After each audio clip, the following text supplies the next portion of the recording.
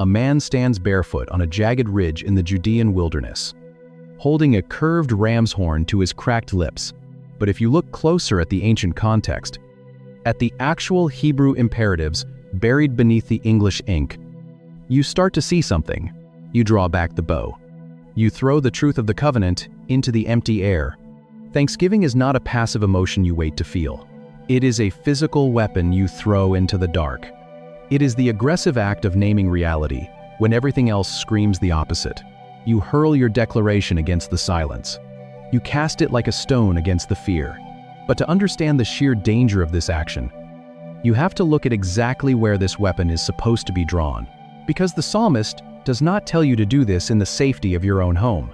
He tells you to carry it to the massive bronze doors. Picture the physical threshold of the ancient temple in Jerusalem. This is not a quiet sanctuary. This is not a peaceful escape from the chaos of the world. The ancient Temple Mount is a brutal assault on the senses. You climb the steep, jagged stone steps of the Ophel. The Middle Eastern sun beats down on your neck. The limestone radiates heat through the thin leather of your sandals. You approach the heavy southern gates. You step through the cool shadow of the arched tunnels. You emerge into the blinding light of the inner courtyards that the polite reading completely misses. This is not a suggestion for Sunday morning liturgy. It is a battle cry. The real question of this psalm, and immediately, the reality of the space hits you. You smell the heavy, metallic scent of fresh blood. You smell the suffocating smoke of burning fat. You hear the deafening, frantic bleating of thousands of sheep. You hear the sharp scrape of iron blades against bone. You hear the crackling roar of the massive bronze altar fire. The priests are barefoot, moving quickly across the stained stone floor. They are working. They are bleeding. They are wrestling with the raw weight of sin and death. The ancient temple is not a retreat center. It is a slaughterhouse. It is the place where human failure violently collides with the holiness of God. It is messy. It is loud. It is soaked in ash. And this is exactly where the psalmist commands you to bring your toda. In the ancient Levitical law, the toda is an actual, physical sacrifice. It is a specific category of offering. You do not bring it when everything in your life is calm. You bring it after you have survived a life-threatening crisis. You bring it when you have narrowly escaped a famine, a plague, or a sword. You walk into the crowded courtyard. You drag a heavy, thrashing animal toward the fire. You carry baskets of unleavened bread baked in the heat of a crisis. Are you singing loud enough? It is this. What do you do with the violent realities of your life when you stand before the divine? You press your hands hard against the head of the sacrifice. You feel the heat of the animal. You feel its rapid pulse under your palms. You look at the priest. You open your mouth. You draw back the bow. You throw the story of your survival into the heavy air. You do not enter these gates, pretending your life is perfectly clean. You enter them precisely because you almost did not survive the desert. You bring your hariyu, your ear-splitting war cry. You bring your toda, your militant, aggressive confession. You hurl them into the smoke and the noise and the blood. You declare that the covenant holds. You declare that the God of Israel did not abandon you to the wolves. The gates were designed for the exhausted, not the pristine. They were built to absorb the shockwave of a desperate human cry. But this violent, ancient requirement does not stay trapped in the dust of Jerusalem, because the exact same threshold is waiting for you in the modern world. You will probably never walk up the limestone steps of an ancient Middle Eastern temple. You will never drag a heavy, bleeding animal through a set of massive bronze doors. But every single time the bottom falls out of your life, you are standing at the exact same threshold. When you sit in the pale fluorescent glow of a hospital waiting room at 3 in the morning, you are at the gates. We have domesticated this text. We have turned one of the most raw, visceral invitations in the ancient world into a cross-stitched pillow. When you grip the cold leather steering wheel of your car, desperately calculating a debt you cannot pay, you are standing before the altar. In those agonizing moments, The religious conditioning of the Western world will whisper a very specific lie into your ear. It will tell you to compose yourself, to suppress the terror rising in your chest, and to find a polite melody of gratitude. It insists that if you just maintain a positive, sanitized attitude, the divine will accept your quiet offering. But the polite response is a fundamentally dishonest response. True worship is not a psychological coping mechanism. It is a violent rebellion against despair. The writer of Psalm 100 is handing you a weapon designed specifically for the hospital waiting rooms of your life. To enter the gates with Toda is to look directly at the medical diagnosis. And to draw back the heavy bow, you do not pretend the fear is absent. And you do not mask the bitter taste of anxiety in your mouth. You throw the militant confession of God's track record directly into the teeth of the chaos. When you throw your Toda into the dark, you are not denying the reality of your pain. We tell people to enter his gates with thanksgiving, assuming that means pasting a smile on our faces while our world burns down around us. You are actively refusing to let that pain have the final, authoritative word over your future. You are weaponizing your history with God, taking every time he has previously delivered you, and casting it like a heavy stone against the current giant standing in your path. We have spent centuries trying to make our spiritual lives presentable to a God who already knows the brutal reality of our condition. We have swallowed our war cries because we were told they were inappropriate for polite religious company. But the enemy of your soul desperately wants your silence. Because silence is the unmistakable sound of a prisoner who has finally accepted their chains. This ancient instruction demands that you break the silence. But if you want to see what this weapon looks like when it is fully drawn, you have to look closely at the man who originally wrote the song. A man sits in the damp, freezing darkness of a Judean limestone cave. He is not a king yet. He is a fugitive. He can hear the heavy, armored footsteps of Saul's soldiers echoing faintly against the rocks outside.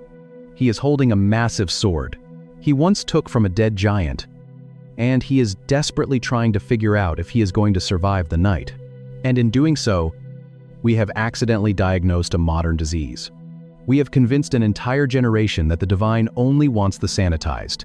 David does not write the foundational poetry of the Book of Psalms from the comfort of a palace, sitting on a velvet cushion. He writes it while hiding in the dirt, bleeding, terrified, and violently confused by his circumstances. He is the man who teaches a nation how to worship, and his songs are thoroughly soaked in the adrenaline of human survival. But maybe the part that stays with me most is the physical weight of the Toda. I keep coming back to what it actually requires to draw back a heavy wooden bow when your arms are completely exhausted. I think about the sheer, stubborn defiance it takes to walk up those steep limestone steps toward the bronze doors, smelling the sharp smoke and the metallic blood, and refusing to pretend that the journey didn't almost break you. We are so deeply obsessed with maintaining a clean, presentable faith in front of other people that we have forgotten how to fight. We have forgotten that the sanctuary gates were specifically built to absorb the shock of human trauma. If you are in a season where the polite expectations of modern religion feel like a suffocating weight, harmonized versions of their lives, we have taught them that if their hands are dirty, if their minds are frantic, if they are losing the brutal war, this ancient text is handing you permission to strip away the performance. If you are sitting in the terrifying wreckage of a failed plan, or pacing the cold floor of a hospital room, or fighting a quiet, brutal war in the isolation of your own mind, you do not have to manufacture a joyful melody. You do not have to plaster a polite smile on your face and pretend you are not surrounded by enemies. The divine is not waiting for your perfect pitch. He is waiting for you to pick up the stone. He is asking you to stop whispering polite, sanitized prayers and start throwing the Toda against the dark. You are allowed to release the Harayu. You are allowed to let your grief and your triumph collide in a sound so abrasive it fractures the silence of your living room. Because when you step back and look at the entire scope of the biblical narrative, you realize that this specific, violent sound has always been the prerequisite for breakthrough. The barefoot priest steps back from the massive bronze altar. The traveler's sacrifice is completely consumed in the roaring heat of the fire. The heavy, metallic smell of survival rises into the ancient Judean sky. The offering is complete. Joshua's army released a violent shout, and the massive stone walls of Jericho splintered into dust. In their own living rooms, they are not allowed to walk through the gates. We have made the temple a museum for the healthy. Gideon's men smashed 300 clay jars in the dark, and a terrified enemy camp collapsed into total chaos. The watchman blew the curved ram's horn from the high wall, and a sleeping city woke in time to survive the night. A fractured nation screamed their fierce allegiance, and a new king was crowned in the dirt. The returning exiles wept and shouted over a meager stone foundation, and the sound reached heaven as one indistinguishable roar. An exhausted traveler hurled his militant confession into the temple smoke, and the ancient covenant held firm against the famine. A fugitive hiding in a freezing cave pulled a war cry from his bleeding throat, and an entire nation learned how to fight in the dark. Same weapon, same God. And then there is this. The physical temple in Jerusalem has been gone for 2,000 years. The massive bronze doors were melted down by Roman soldiers. But the threshold itself remains wide open. If you are in a season where you have absolutely no melody left to sing, where the polite religious words have turned to ash in your mouth, you do not have to stay silent. You do not have to wait until the war is over to walk into the sanctuary, instead of a sanctuary for the bleeding. To feel the true weight of this text, you have to strip away the centuries of European church culture. If this reached something deep in you today, subscribe and leave a comment. Even one word helps. Share this with someone who is fighting a quiet, brutal war in their own life right now. And please pray for us as we keep digging past the English translations into these ancient texts. And may the God, who knows the exact, abrasive frequency of your breaking walk with you through the chaos, and give you the strength to draw back the heavy bow when you have nothing left but a war cry. You have to leave the padded pews behind. The place to start is with a single Hebrew word that has been dangerously mistranslated for centuries. He breathes in the dry, chalky dust of the valley floor. He closes his eyes. He blows. The sound that erupts is not a melody. Open a modern English Bible and flip to the exact center. Run your thumb across the thin, crisp edge of the paper until you reach the 100th Psalm. Look at the very first line of the text. Make a joyful noise to the Lord, all the earth. For hundreds of years, Western culture has projected its own musical traditions backward onto this ancient literature. We read the phrase joyful noise, and our brains automatically translate it into a call for harmonious singing.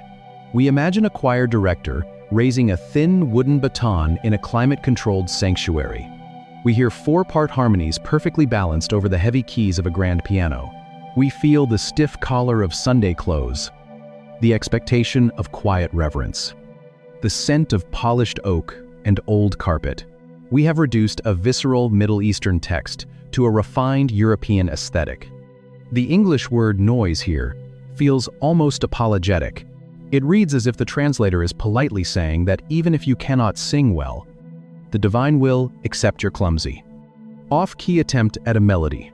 But to understand how we got here, you have to look at the history of biblical translation. The scholars who drafted the King James Version in 1611 were sitting in the vast, echoing stone cathedrals of England. It is not polite. It is a violent, abrasive frequency that seems to fracture the morning air.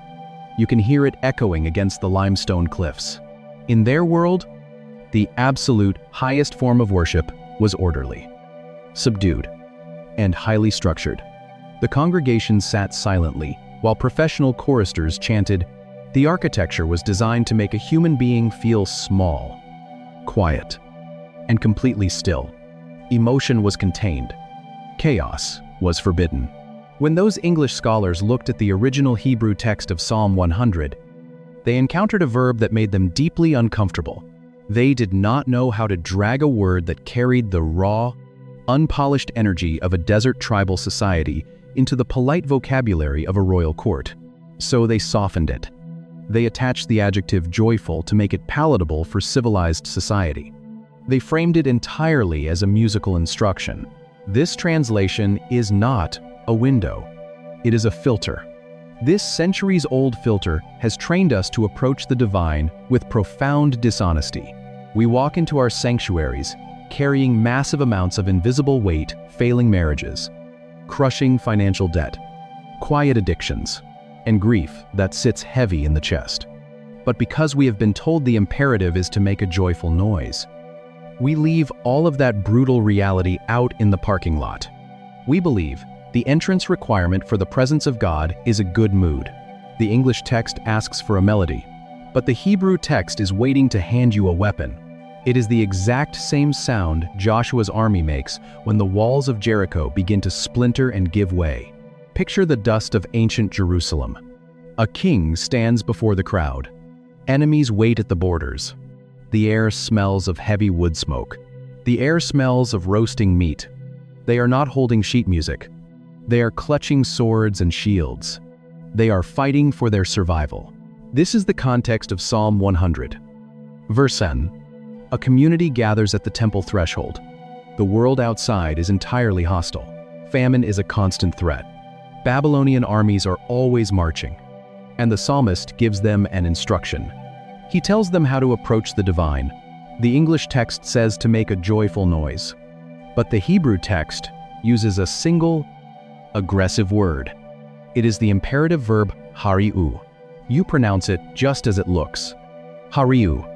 It comes from the ancient root verb ruah. It appears more than 40 times in the Old Testament. Its range of meaning is shocking. It has absolutely nothing to do with melody. It has nothing to do with pitch or harmony. It literally means to split the ears. It means to shout in absolute alarm. It means to break the silence violently. It is the sound a human being makes when language completely fails.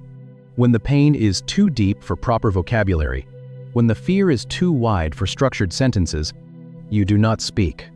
You ruah. Look at how it functions across the biblical text.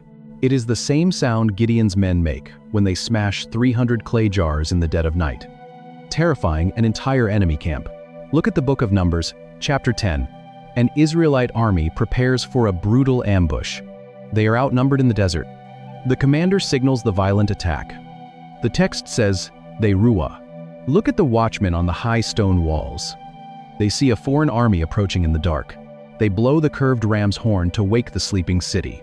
The text says they ruah. Look at a fractured nation crowning a new king. They scream their fierce allegiance until their throats bleed. The text says they ruah. That ancient root changes everything. When the writer commands the people to hariu, the imagery is entirely military. It is soaked in adrenaline. It is driven by raw urgency. This is not a congregation warming up. This is a battalion bracing for impact. The command is not a request for joy. It is a demand for absolute, unfiltered honesty. You do not whisper when you are surrounded by enemies. You do not sing politely when your life is collapsing. You shout.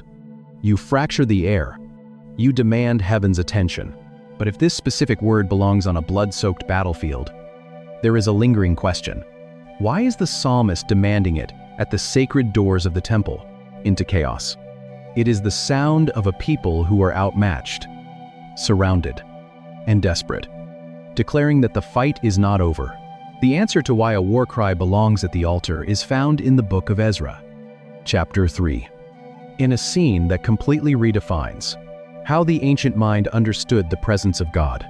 The foundation of the Second Temple is finally being laid in the rubble of Jerusalem, and the air is thick with the gritty dust of quarried limestone and the sharp scent of imported Lebanon cedar. The Babylonian exile has ended, but the psychological wounds of captivity are still completely fresh in the minds of the people who have returned to the ruins of their city. The priests stand in their ceremonial garments, holding heavy brass cymbals, and the text tells us that they begin to release the ruah, that same violent, ear-splitting shout. But there is a fracture in the crowd. The older generation, the men whose hands are wrinkled and who still remember the staggering, gold-plated glory of Solomon's original temple before the Babylonians burned it to the ground. Look at this meager stone foundation and begin to weep with a loud, agonizing wail. The younger generation, who only know the bitter taste of foreign captivity and the desperate hope of freedom, are releasing the Ruah of triumph at the exact same time. Ezra chapter 3, verse 13, records a detail. Most people assume the Book of Psalms is simply ancient sheet music. We read the English translation of Psalm 100, "Make a joyful noise unto the Lord," that should permanently shatter our modern categories of what belongs in a sanctuary. The writer observes that no one standing in the valley could distinguish the sound of the joyful shout from the sound of the weeping, because the deafening noise was heard from miles away. If the idea that your grief and your triumph are allowed to coexist in the same breath is stirring something inside of you, you are exactly who this channel is for.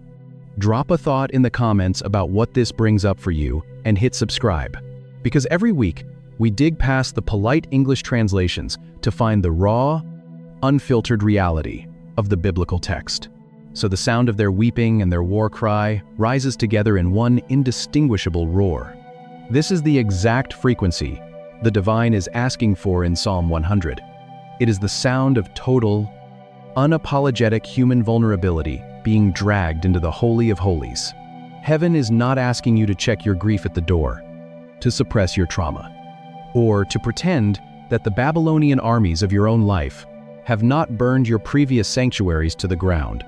Heaven is demanding that you bring the totality of your lived experience, the bleeding, the breaking, and the surviving, and hurl it toward the throne in one defiant, abrasive shout.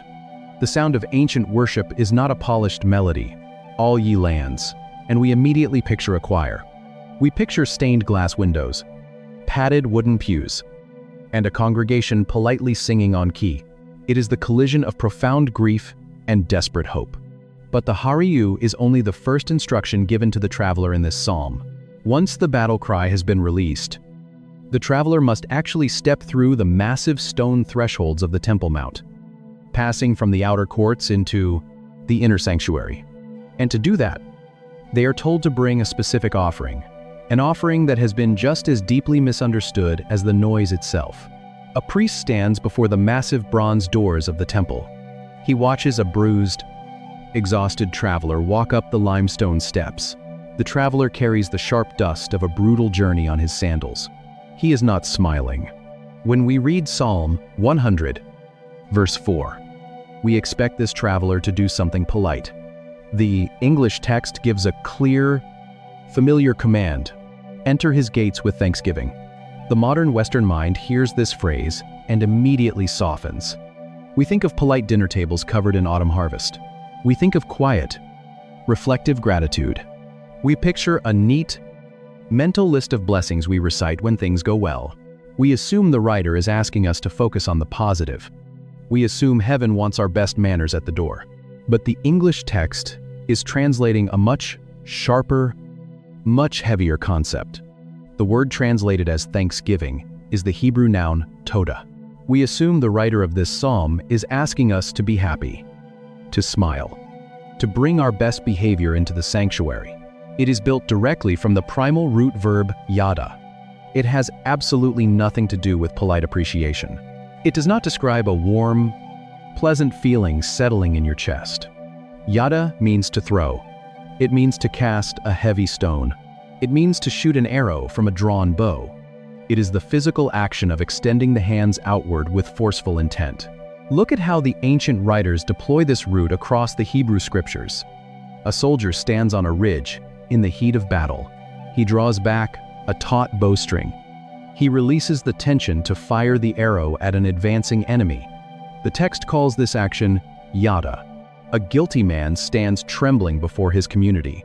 He confesses his hidden, shameful crimes out loud. He throws the ugly truth completely into the light. The text calls this confession yada. The word requires physical extension. It demands an aggressive, outward release. That's specific. Violent root changes everything about how you read the fourth verse. When the psalmist tells you to enter the temple with toda, he is not asking for your sanitized gratitude. He is demanding a militant confession of who God is, hurled against the reality of your circumstances. When the Babylonian armies are marching, you do not feel grateful. When the famine hits your city, You do not have a warm sense of appreciation,